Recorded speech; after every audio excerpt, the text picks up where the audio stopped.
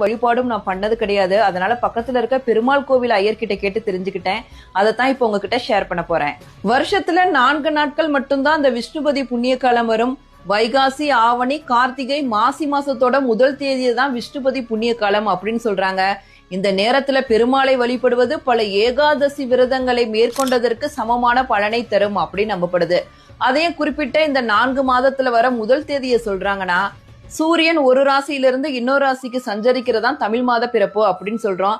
அது குறிப்பிட்ட ராசியில சஞ்சரிக்கிறப்பதான் இந்த விஷ்ணுபதி புண்ணிய காலம் வரும். அந்த ராசிகள் ரிஷபம், கும்பம், விருச்சிகம், சிம்மம் இந்த ராசிகளை கடக்கும் போதுதான் விஷ்ணுபதி புண்ணிய காலம் வரும். அதனாலதான் இந்த மாதங்களோட முதல் தேதியில விஷ்ணுபதி புண்ணிய காலத்தை கடைபிடிக்கிறாங்க. மாசி மாசத்தோட முதல் தேதியில சூரிய பகவான் கும்பராசியில சஞ்சரிக்கிறாரு. அதனாலதான் மாசி மாசத்தோட முதல் நாள் விஷ்ணுபதி புண்ணிய காலம் வருது. விஷ்ணுபதி புண்ணிய காலத்துல எப்படி வழிபாடு செய்யறது அப்படிங்கறத பார்க்கலாம். அதிகாலை 1:30 மணிலிருந்து காலை 10:30 மணிக்குள்ளதான் அந்த வழிபாடு செய்யணும். அதுதான் விஷ்ணுபதி புண்ணிய காலம். பெருமாள் கோயிலுக்கு போயிட்டு கொடிமரத்தை வணங்கிட்டு கொடிமரத்தையும் பிரகாரத்தையும் சேர்த்து 27 முறை சுத்தி வரணும். கையில 27 பூக்கள் வச்சுக்கோங்க. ஒவ்வொரு முறை சுத்துறப்பையும் ஒவ்வொரு பூவா கொடிமரத்துக்கிட்ட வச்சுட்டு வாங்க. அப்பதான் 27 கரெக்டா வருதா அப்படிங்கறத தெரிஞ்சுக்கிறதுக்காக தான் 27 முறை சுத்தி முடிச்சதுக்கு அப்புறம் உங்களோட வேண்டுதல் என்னவோ அதை மனசார கேளுங்க. கட்டாயம் அது நிறைவேறும் அப்படின்னு சொல்றாங்க. இதுதான் விஷ்ணுபதி புண்ணிய காலம்.